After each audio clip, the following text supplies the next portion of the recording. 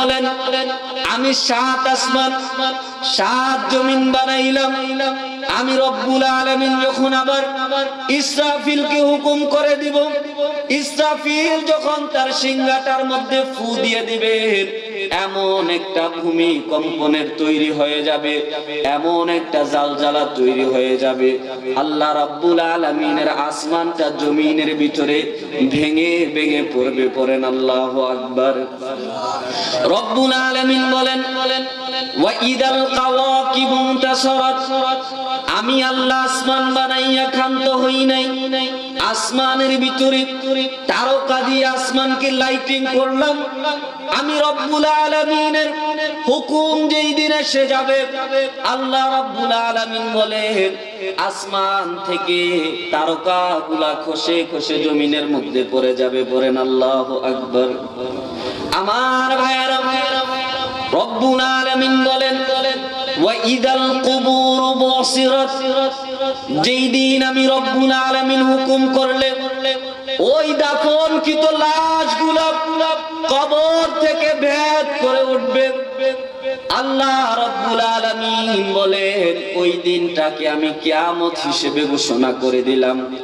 আমার ভাইয়েরা, কিয়ামত হওয়ার পরে যখন হাসরের ময়দান হয়ে যাবে, কেউ কাউকে চিনবে না, কেউ কারো পরিচয় দিবে না, কেউ কারো সঙ্গে যাবে না। কিতাবের মধ্যে এসেছে, আকীদার কিতাব আকীদাতুন নসুফি, আল্লামা ইমাম নসুফি রহমতুল্লাহি আলাইহি তার কিতাবের ভিতরে বলেন, ওই দিন যেই দিন হাসরের ময়দানটা কায়েম হয়ে যাবে, ঘামের সাগরের মধ্যে সবাই সাঁতার কাটবে, কেউ কারো দিকে তাকানোর কোনো সুযোগ থাকবে না।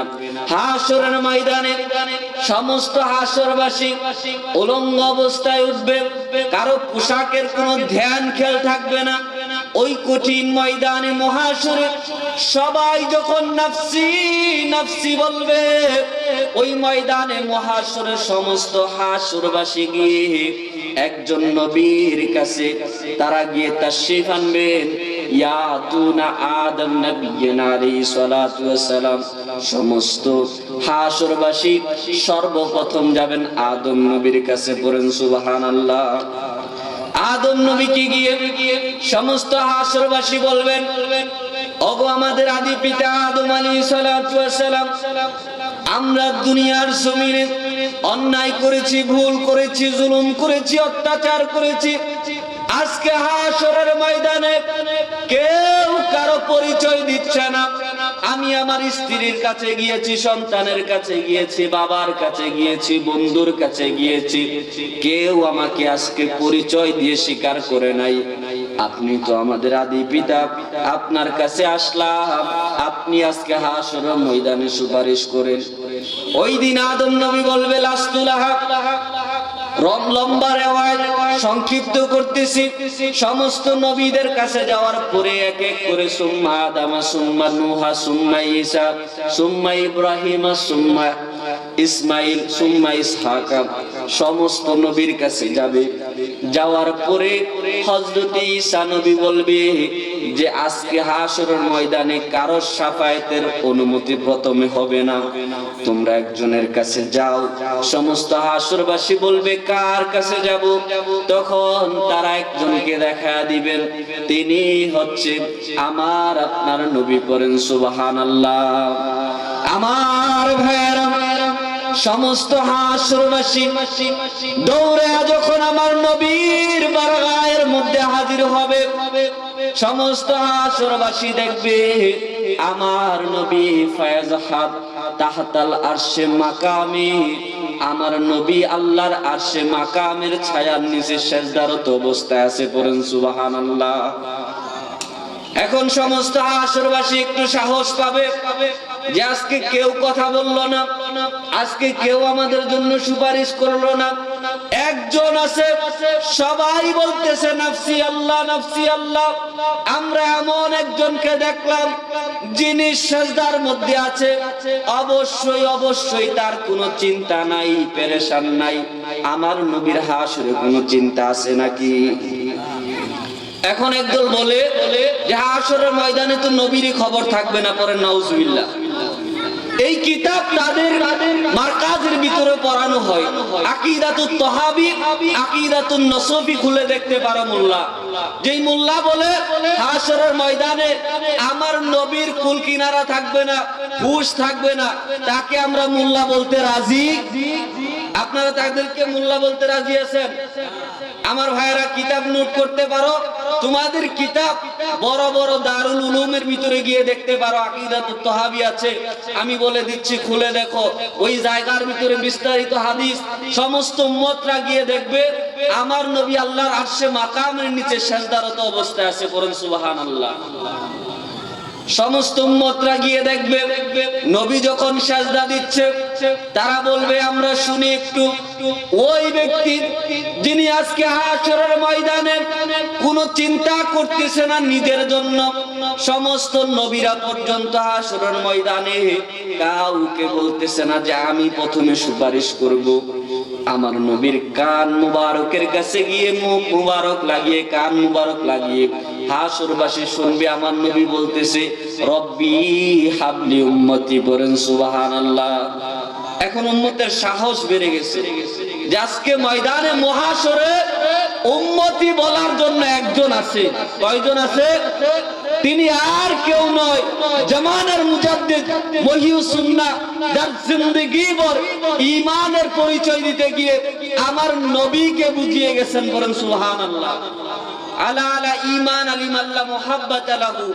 ঈমান বলতে আমরা নবীর মুহাব্বতকে বুঝি। নামাজ, রোজা, টুপি, দাড়ি, হজ, এগুলাকে ঈমান বলা যাবে?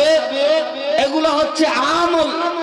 আর আমার নবী সরকার মুস্তাফা দু জাহা, তিনি হচ্ছে ঈমান। তিনি কি? নবীকে বাদ দিলে ঈমান হয়? নবীর ব্যাপারে গোসা রাখলে ঈমান হয়? নবীকে যদি বলে হাশরের ময়দানে নবীর কুল কিনারা থাকবে না, তখন ঈমান পরিপূর্ণ হবে? আমার ভাইয়েরা, সমস্ত হাশরবাসী যখন যাবে, যাওয়ার পরে দেখবে যে আমার নবী বলতেছে রব্বি হাবলি উম্মতি। হাশরবাসীরা আরজ করবে ইয়া রাসূলুল্লাহ, এই দুনিয়ার মধ্যে অনেক গুনাহ করেছি, দুনিয়ার মধ্যে অনেক অত্যাচার করেছি, জুলুম করেছি, ক্ষমতা পাওয়ার পরে ওই ক্ষমতার অপব্যবহার করেছি। আজকে তো হাশরের ময়দানে ধরা পড়ে গেছি। ইয়া রাসূলুল্লাহ, আপনার মুহাব্বত অন্তরের মধ্যে ছিল, আপনি নবীর কাছে এসেছি, আমার নবী তখন কি করবে? নবী বলেন ক্বালু ইয়া রাব, আমার নবী রব্বুল আলামিনকে বলবেন ও রব্বুল আলামিন, ওয়াতাদি, আপনি না আমাকে ওয়াদা করেছিলেন। আল্লাহ নবীকে কি করছে? ওয়াদা করছে। কি করছে? আমার নবী আল্লাহকে বলতেছে ক্বালু ইয়া রাব ওয়াতাদি, আপনি না আমাকে ওয়াদা করেছিলেন। যে হুজুর কিসের ওয়াদা করছে? ফাশাফি, আপনি আমাকে শাফায়াতের ওয়াদা করেছেন। বলেন সুবহানাল্লাহ। আজকে আমার নবী যতক্ষণ ইচ্ছা সুপারিশ করবে, হাশরবাসী আমার নবীর সুপারিশে সন্তুষ্ট হবে। বলেন সুবহানাল্লাহ। আমার ভাইয়েরা, ওই হাশরের ময়দানে বলতেছিলাম, কেউ কারো পরিচয় দিবে? দুনিয়ার সন্তানের জন্য আপনি এত কিছু করেন, দুনিয়ার বন্ধুর জন্য আপনি এত কিছু করেন, দুনিয়ার সন্তানের জন্য রাতকে দিন করছেন, দিনকে রাত করছেন, অন্যায় করছেন, জুলুম করছেন, অপরের সম্পদ ধ্বংস করছেন, অপরের জমির লাল ঠেলছেন। ওই সন্তান হাশরের ময়দানে আপনাকে পরিচয় দিবে? আমার ভাইয়েরা, ওই ময়দানে মহাশরে এমন একটা কাজ আছে, যেই কাজটাকে দেখে হাশরবাসী কি করবে? আফসোস করবে। সমস্ত হাশরবাসী বলবে ইয়া লাইতানি কুনতু তুরাবা, আয় রব্বুল আলামিন, আজকে যদি তুরাবের মতো একটা কাজ করতাম। কার মতো? তুরাবের মতো একটা কাজ করতাম, আজকে আমাদের হাশর সুন্দর হয়ে যেত। আমার ভাইয়েরা, ওই তুরাব নামক ব্যক্তিটা বনি ইসরাইলের যুগে ছিল। ওই তুরাবের কাজটা একটু শুনে যান, আপনাদের ফায়দা আসতে পারে। কারণ হাশরের ময়দানে একটা উত্তম আমল, একটা সুন্দর কাজ আপনার হাশর কত সুন্দর করে দিবে, আপনি এটা চিন্তাও করতে পারবেন না। ওই তুরাব ছিল হিন্দু ব্যক্তি। তুরাব কি ব্যক্তি ছিল? হিন্দু ব্যক্তি ছিল। কি ব্যক্তি ছিল? শিরিক করত, পূজা করত, আল্লাহকে এক বলে জানতো না, কোন নবীর প্রতি ঈমান আনে নাই, তারা ছিল মূর্তি পূজা। ওই তুরাব একদিন রাস্তা দিয়ে যাচ্ছিল, আর মাদ্রাসার একটা ছাত্র তলাবুল ইলম, যারা ধর্মীয় জ্ঞান অর্জন করে মাদ্রাসার মধ্যে যায়, সকালবেলা দেখবেন মুক্তবের মধ্যে ছেলে সন্তানরা যায়, এরকম আছে না নাই? আপনারা দেখেন না, শীতের সকাল মুক্তবের মধ্যে মা চাদরটা দিয়ে মুড়ি দিয়ে দিছে, এখন মুক্তবের মধ্যে যাচ্ছে কোরআন শিখার জন্য। এখন তো আমরা আধুনিক হইছি, কোরআন শিক্ষাকে গুরুত্ব দেই না, হাদিস শিক্ষাকে গুরুত্ব দেই না, নিজেকে মুসলমান বলে দাবি করি। দেখবেন আপনার একটা সন্তান আছে, সন্তানরা দেখবেন ইংরেজি প্রাইভেট পড়ায়, আছে না নাই? গণিত দেখবেন প্রাইভেট পড়ায়, দেখবেন অন্যান্য বিষয় বিজ্ঞান প্রাইভেট পড়ায়। আমার ভাইয়েরা যারা আমার কথাগুলো শুনতেছেন, প্রত্যেককে আরজ করব, আপনার সন্তানকে আপনি দুনিয়াবি শিক্ষা দেন, আমাদের কোনো কিছু যায় আসে না। দুনিয়ার শিক্ষার কথা আমরা মানা করতেছি না, যে আপনার সন্তানকে আপনি গণিত শিক্ষা দিবেন না, আপনার সন্তানকে আপনি ইংরেজি পড়াবেন না, আপনার সন্তানকে আপনি বিজ্ঞানী বানাবেন না। সব কিছুর দরকার আছে। সর্বোপরি আপনাকে বলতে চাই, আপনি যদি একজন মুসলমান হয়ে থাকেন, তলাবুল ইলমি কুল্লি ফারিদাতুন আলা মুসলিম, আপনার যে সন্তান সন্ততি নয়, আপনার উপর সহ সমস্ত মুসলমানদের উপরে রব্বুল আলামিন ধর্মীয় ইলমকে ফরজ করে দিয়েছেন। ওই ফরজকে লঙ্ঘন করে আপনি যদি আপনার সন্তানকে বিজ্ঞানী বানান, আপনি যদি আপনার সন্তানকে বড় মনে করেন, অন্যান্য পদে অনেক বড় একটা উচ্চ পদে বানান, ওই সন্তান আপনাকে সর্বশেষ দেখা যাবে বৃদ্ধাশ্রমে রেখে আসবে। কোথায় রেখে আসবে? বৃদ্ধাশ্রমে রেখে আসবে। ওই সন্তান আপনাকে মরার পরে আপনার কবরের কাছে গিয়ে ফাতিহা পড়তে পারবে না। ওই সন্তান আপনার জানাজায় দাঁড়িয়ে, এমন অনেক সন্তানকে দেখছি, বাপ মা জানাজার মধ্যে দাঁড়ান লাগে কি লাগে না, জানাজার নিয়তটা পর্যন্ত পড়তে পারে না। তাইলে বোঝা গেল, এই দুনিয়া আপনি যার জন্য করবেন, এই দুনিয়ার মধ্যে সে আপনাকে তার ফেরত কিছুই দিতেছে। আমার ভাইয়েরা, ওই তুরাব বলেন যে আমি একটা হিন্দু ব্যক্তি।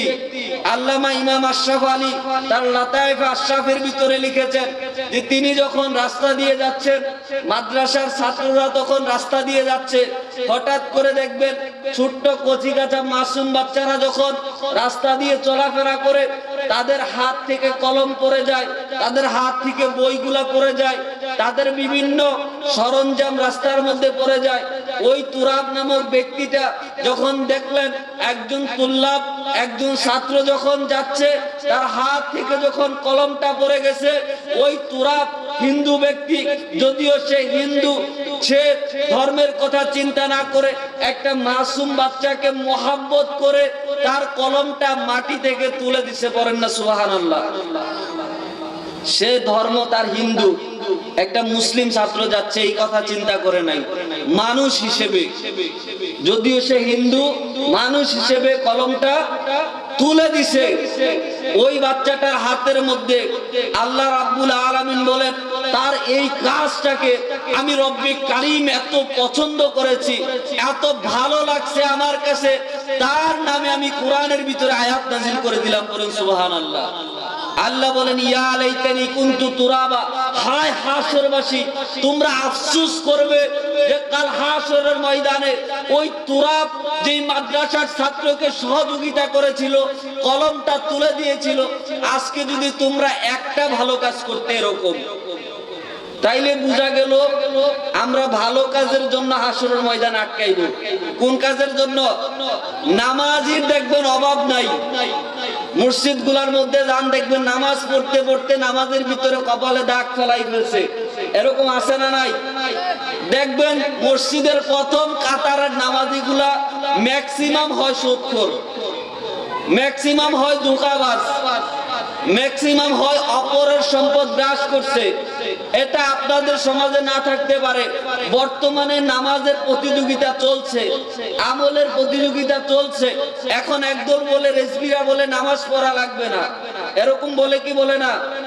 আসলে এখান থেকে আমি আপনাদেরকে একটা চ্যালেঞ্জ ছুড়ে দিচ্ছি, জামানার হাদিস মহিউস সুন্নাহ রেজভী শাহ হুজুর কেবলার এমন একটা আলোচনা আপনি যদি এখনো প্রমাণ করতে পারেন যিনি বলেছে যে নামাজ পড়া লাগবে না, আপনার গোলামি আমরা আজীবন দিব। কথা বলেন ঠিক কি না?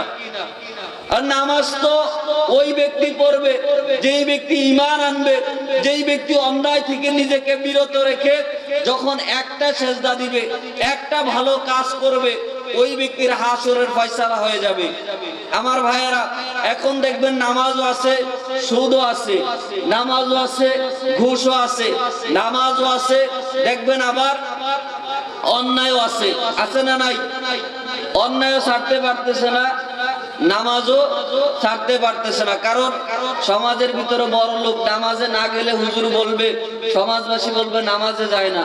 এখন নামাজ পড়তে পড়তে অনেক নামাজ পড়ে, কিন্তু আবার নামাজের পরে আবার আমি দেখছি বর্তমান সময়ে সুদের প্রতিযোগিতা এমন ভাবে চলতেছে, সুদের টাকা দেয় না এটা নিয়ে পর্যন্ত বিচার হয় কি হয় না?